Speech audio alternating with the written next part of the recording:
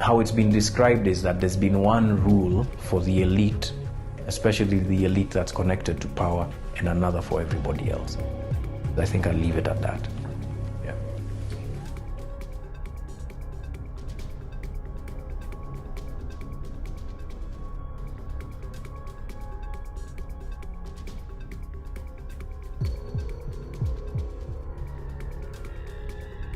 Accounts were opened in the name of these low-level, low-wage employees who do not come into the tax net. Money used to be deposited in those accounts, and finally they used to land in the accounts of either Mr. Hamza Shehbaz Sharif, Mr. Suleiman Shehbaz Sharif, or Mr. Shehbaz Sharif himself. They said that people used to come with gunmen into the banks. The first journalist who exposed the huge corruption in the government was killed at the front door of his house.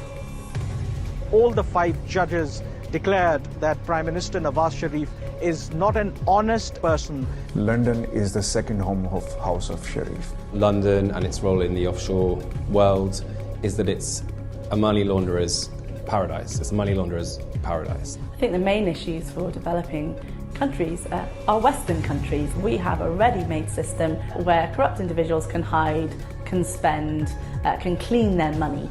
When you look at the laws, I'm talking about the richer countries as a whole, they tend to favor the crooks. Some countries, they say that what is ours and what is yours is also ours. The world needs to wake up.